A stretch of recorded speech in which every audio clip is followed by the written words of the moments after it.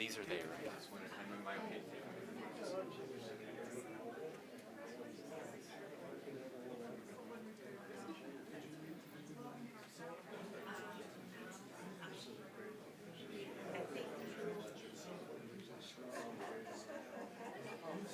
Well, and that's what's nice about it. It's on the radar of solutions.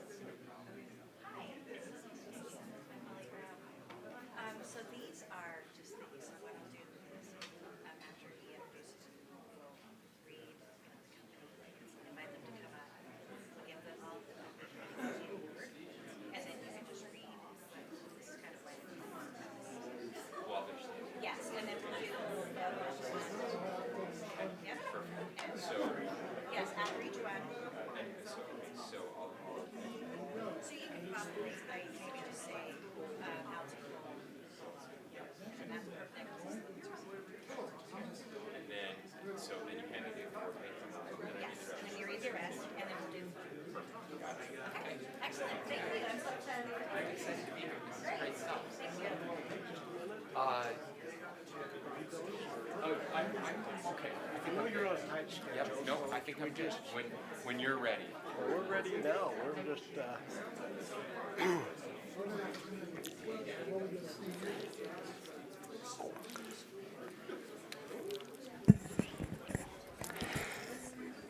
Good afternoon, ladies and gentlemen. My name is Ruland Gill. I'm the chair of the Utah Board of Oil, Gas, and Mining.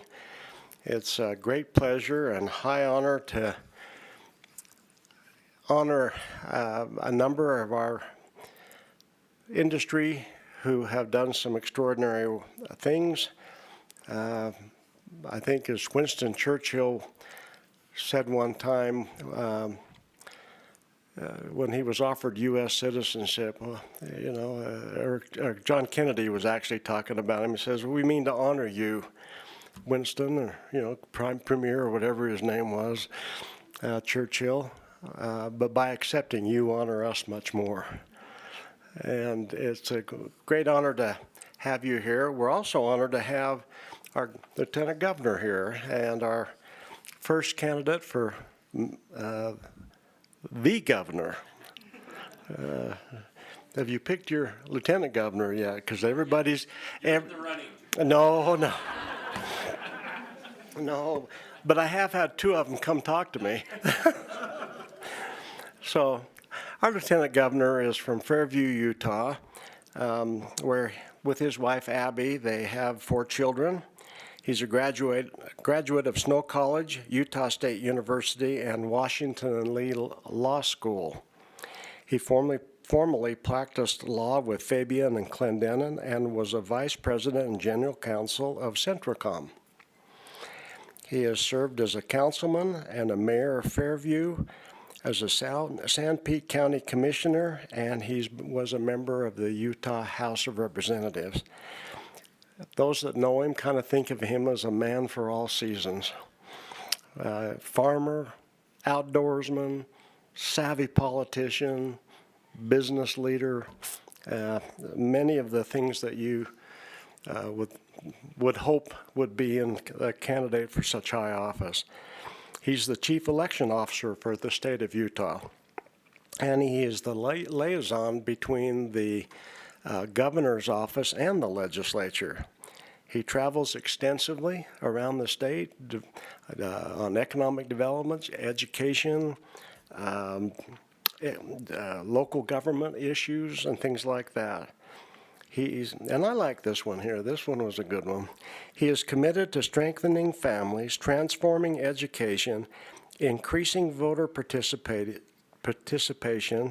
utilizing modern technologies, promoting healthy living, and empowering the homeless and impoverished. It's a great honor and high privilege to have him here. Will you join me in welcoming our Lieutenant Governor?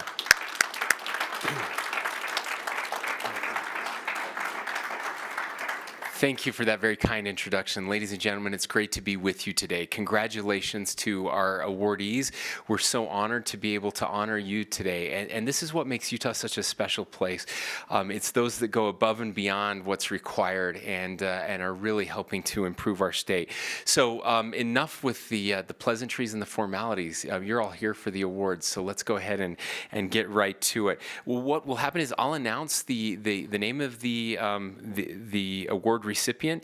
If you'll please come up, and then I'll read kind of the bio of what you accomplished and why you're receiving this award, and then we'll get a picture right here. They even put blue tape down, I think, to help us know where to stand, and that's for me. So our first one, our 2019 Environmental Excellence Award, goes to Alton Coal Development LLC for the Coal Hollow Mine, and Kirk Nichols, I believe, is here to receive that award. Come on up, Kirk.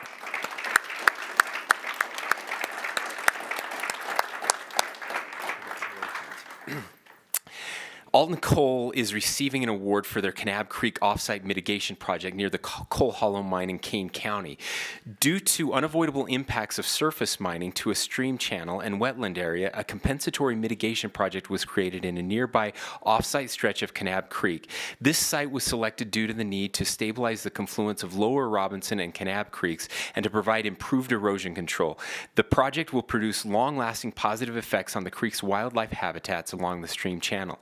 Construction operations included lining the stream channels and confluence with rock, recreating a floodplain along the channel, reestablishing more than 3 acres of riparian wetlands, and rehabilitating an area of existing wetlands and riparian habitat. Grading improvements also created additional farmland for the private landowner that will further protect the wetlands and prevent erosion. A fence was also installed to allow wildlife but restrict livestock from this section of the creek. 14,000 willows have been planted, and seeding will occur over the next year. A reference area and 10-year monitoring plan will evaluate the long-term success of the project.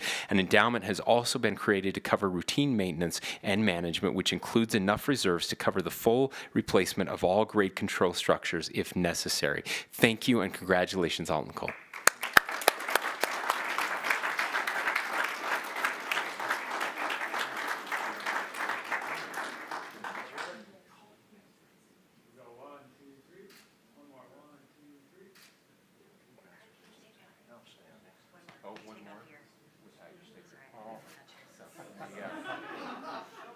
Posterity.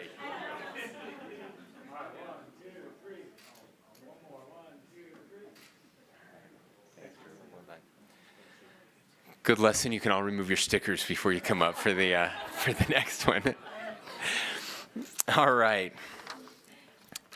Our second Environmental Excellence Award goes to the Ashley National Forest. David Heron and Jason Regenberg, is that right?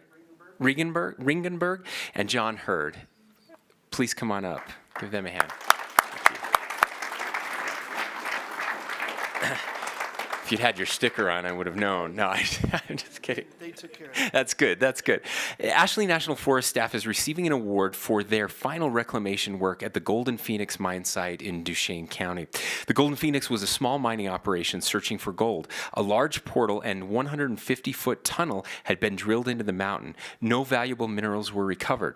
Operations ceased and partial reclamation occurred in 2001. The mine is located in a popular area of the Uinta Mountains and attracts many visitors because of a unique, scenic, natural sinkhole that collects large amounts of water.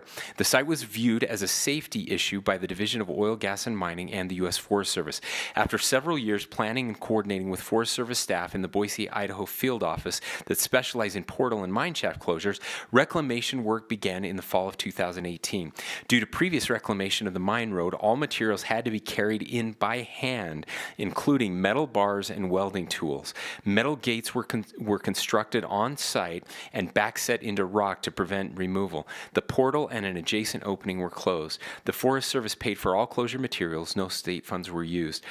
This project was successful due to the partnership with the Forest Service and the joint commitment of protecting public safety and the environment. Congratulations to our Ashley National Forest staff.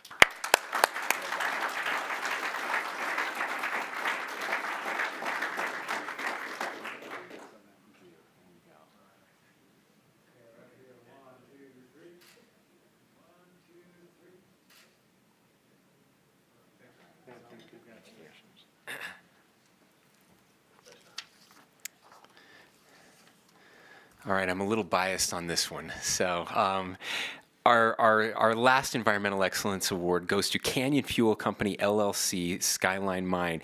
Greg Galecki and Talon Earl are here to receive this award. And I should say Greg's from Fairview, so that's why I'm so biased. But these are my people.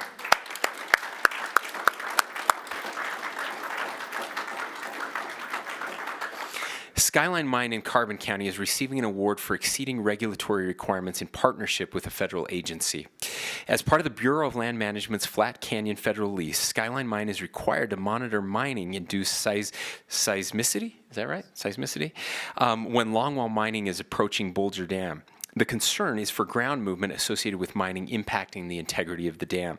Skyline Mine went above and beyond the regulatory requirement of using one accelerometer station by partnering with the National Institute for Occupational Safety and Health to conduct a full-scale, real-time seismic study using a network of 4 permanent stations and over 30 temporary stations. This will enable NIOSH to study the in-depth effects on both the surface and underground workings as mining approaches Boulder Reservoir. These sites will transmit seismic data in real time for daily analysis. Results of the study will provide information on how to anticipate and address safety issues related to induced seismicity in underground operations as well as its effects on the surface. Congratulations to Canyon Fuel Company and Skyline Mine.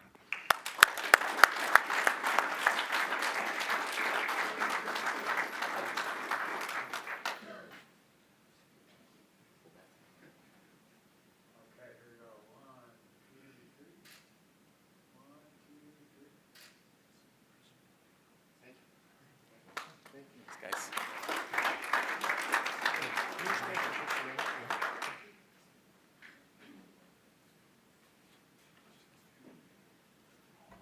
We want to tell you a little bit about this agency that we have, and we'd like to recognize Director Styler for being with us and the members of the board. If you're here, board members, would you raise your hands? This is an award. Give them a round of applause. Yeah. Thank you. Thank you. This award was started in 1992, and it's an Environmental Excellence Award. We previously called it the Earth Day Award, and it's for those operators in the oil and gas, hard rock mining, coal mining, and other activities that go above and beyond anything required by regulation. And as a result, some of the projects we have are just phenomenal. As you read, these are just a short list. This is the shortest list we've had in a long time. In addition to this, John Boswell, will you raise your hand? And the member of your management team, if you'll raise your hands. Good. One of the very few agencies that does a customer satisfaction survey. And Usually we don't want to know in government.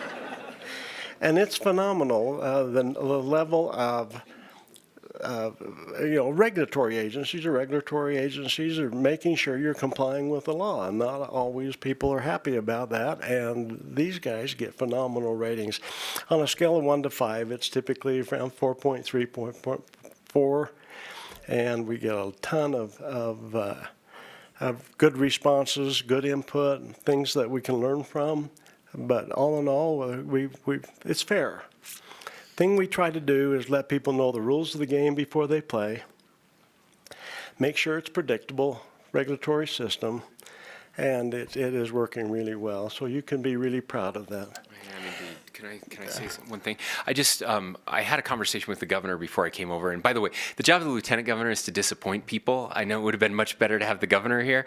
But he said this. He said, this is really incredible what we do here in Utah, that we do have businesses, corporations, again, mining interests that go above and beyond what they're required to do. And that's so much better than the government piece of this, when we do what people need and what they want. And I've been so impressed. By the way, that 4.3 rating is much higher than my Uber driver, the last one I had, which is even more impressive. But I just want to thank all of you for the example that you're setting for business here in Utah, because it is the best place to do business, but it's the best place to do business because business does business better than other places, and we're so fortunate. So thank you, Rulon. I know you're on a short time frame. I've got a few minutes. If you've got, would you like to tell anyone about what you're doing or what what the state's? Well, just a couple things about what the state's And no, I'm doing. not going to run for lieutenant No. governor. I'm not going to talk about that. But I am going to talk about, as you know, the Governor's Energy Summit is coming up, which is a really big deal. Has been recognized across the country as an opportunity for people to come together working in this space.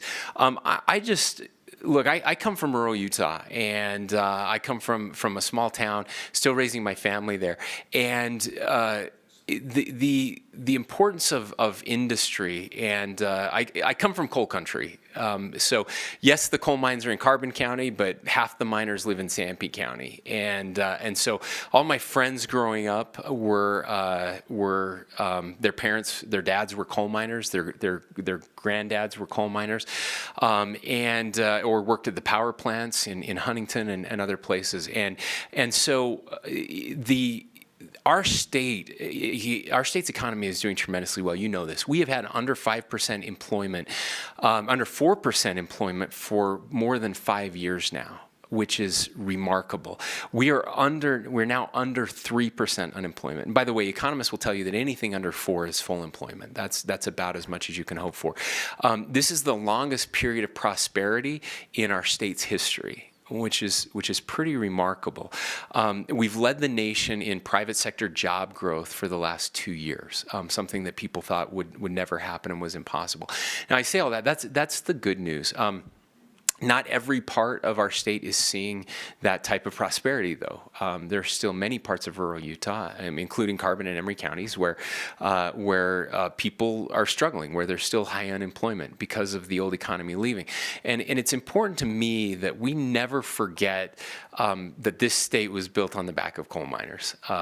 One of the reasons our economy has done so well is that we have cheap energy that allows people to come here. And I point out specifically because I know we have a couple mines that are represented here today, but we can be environmentally friendly and do things the right way and still take advantage of the incredible natural resources that we have in this state.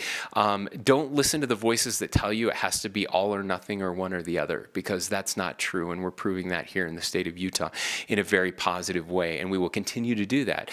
Now, there will come a day when we will be using all renewable resources, and I think we all look forward to that day. That day is still a ways out there, and there's a very important bridge to get us there, but that bridge works when we do things in a powerful and environmentally friendly way, and I want to thank those who are setting that example today. So thank you again for being here. Thanks.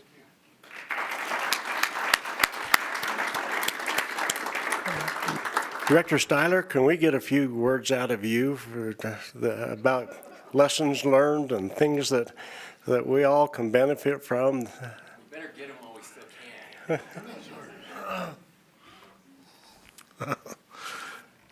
I was thinking about a day my wife and I spent, this has been a couple of years ago, and it was close to May Day, but May Day is May 1st, and if any of you remember the history of Schofield, Utah, you know that the school children in Schofield, Utah on May 1st, don't remember the year, 1900, were having their school program, weaving maypoles, having a big celebration, and their mothers were coming to the school, and they heard a rumble in the ground and thought, oh no, what has happened?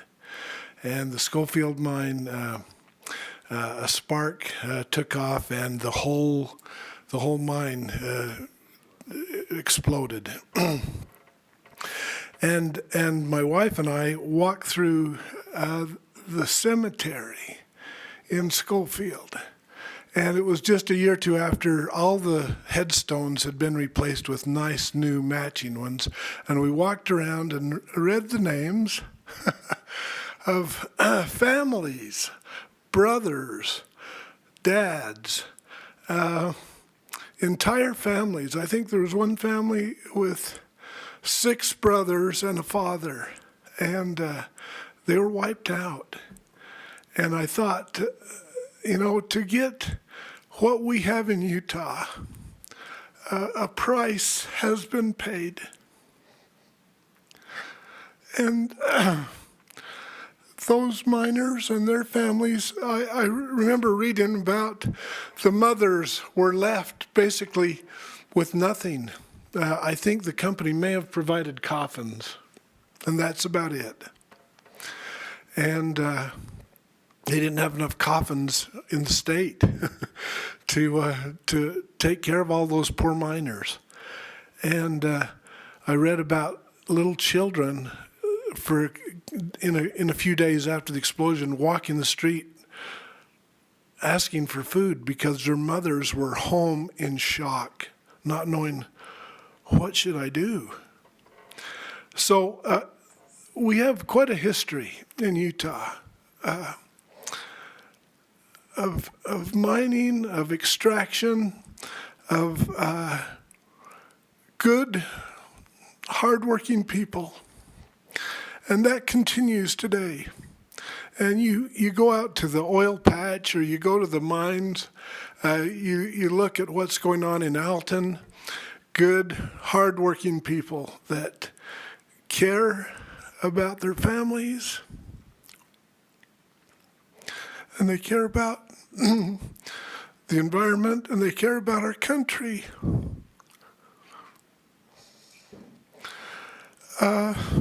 That's our legacy. That's what we have to be proud of.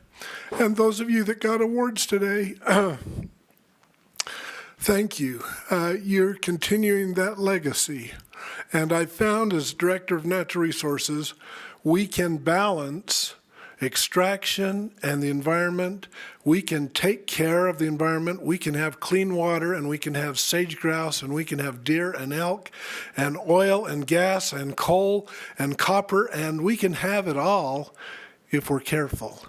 And that's what we're doing. We're balancing it, and we are creating all of it for a grateful public. So thank you, Ruland.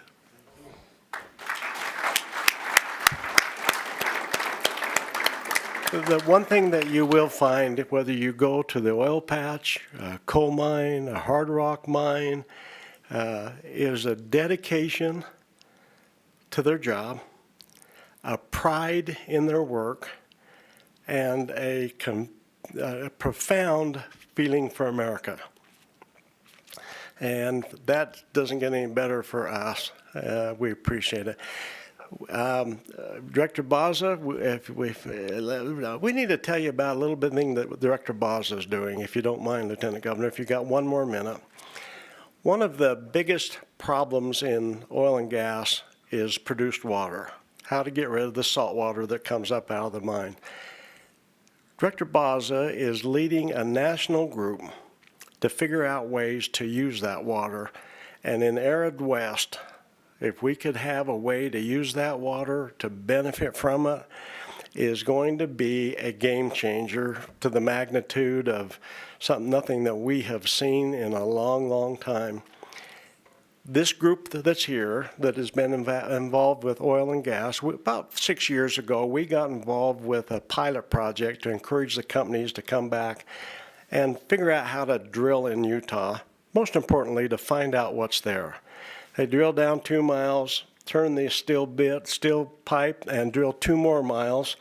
Think about trying to push an irrigation pipe down 2 miles of gutter, and you kind of start to get the technological difficulties. For whoever is the next governor, the amount of revenues that you'll have from energy could be phenomenal in the billions and billions of dollars. And we're so excited about what the future holds for this state, for you, for your Governor Herbert, what a great job he's done. And we're just thankful for this whole thing. With that, if you need to go, you're welcome. We're going to have one more event. We have a board member that is retiring. This is his last event. He's an outstanding geologist. He never missed a single board hearing in 8 years. Whether personal, whatever. I don't think, to my knowledge, that's never been done before. And so we're going to honor him for a few minutes. You're welcome to stay, but okay. And we knew that. We knew that you were going to have to run. So thank you. Join me again, a big hand. Lieutenant Governor Cox. Thanks, Amin. Thank you. Now, serving on one of these boards is not always easy. Putting a number of alpha males and females in the same room and asking them to agree on anything can be a challenge. But then there's always that quiet, calming voice that's authoritative, that's experienced, that is knowledgeable, that kind of just brings all of these threads of ideas together. Well, that's Carl Kendall. Carl, how about coming up here and let us give you a hand?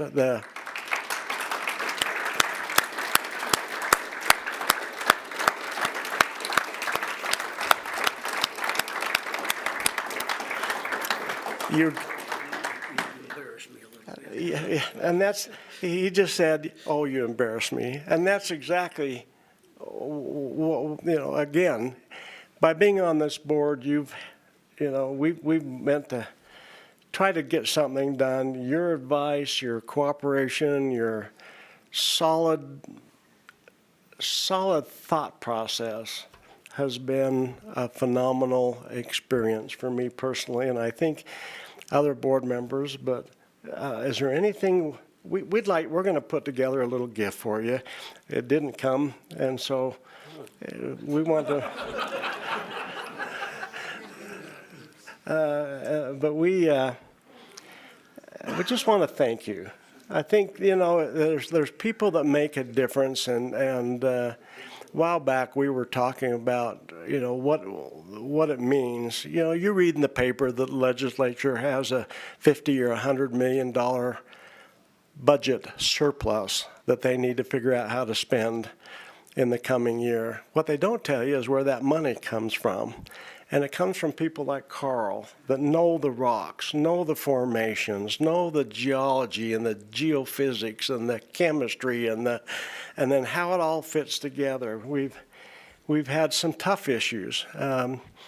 We were talking as a board for the last 15 months. Every board hearing, we have had a matter of first impression that valued at least $100 million. Type $10 to $100 million.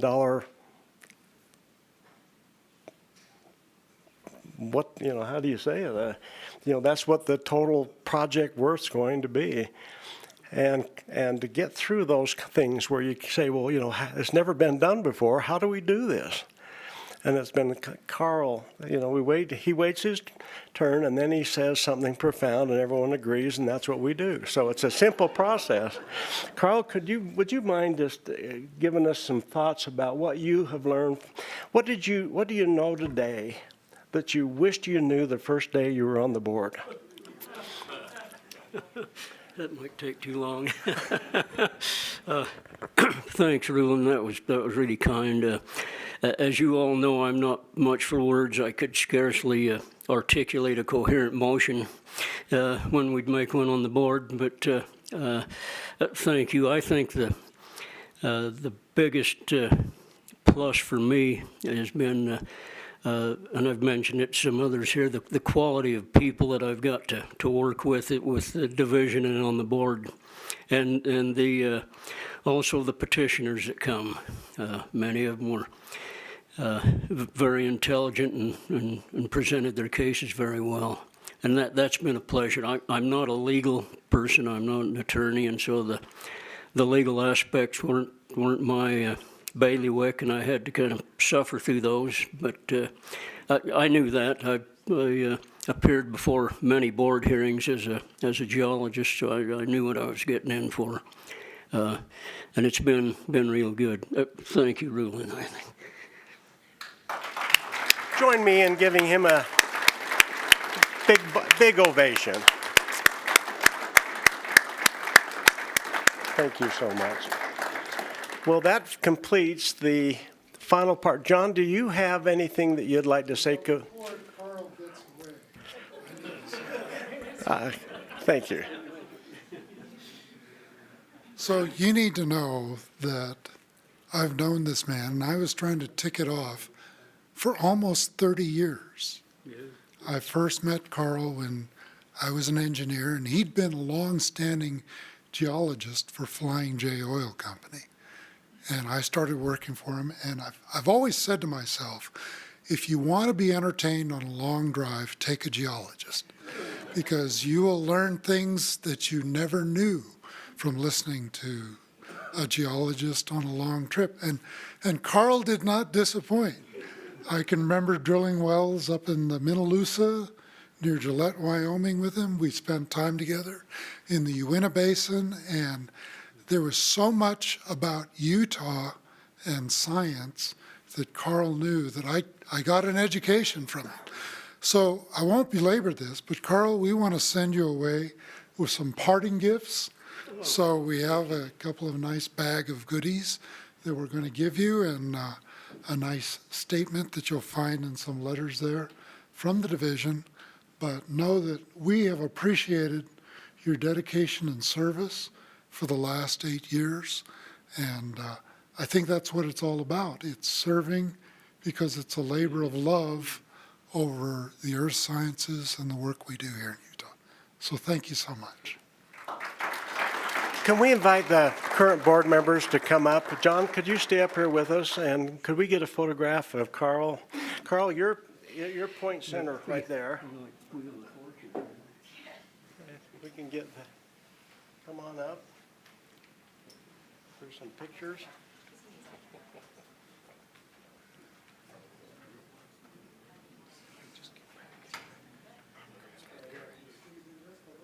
Just squeeze in just. Okay, here we go. 1, 2, 3. 1, 2, 3. Thank you very much. Now, final remarks. On the table over here, there's a beautiful big rock, and next to it is a book of pictures of Carl serving on this board. We would invite all of you to leave a comment or an experience and wish Carl well in his future, as we all do. And with that, thank you all for coming, and those that have won awards today, again, thank you. You honor us all.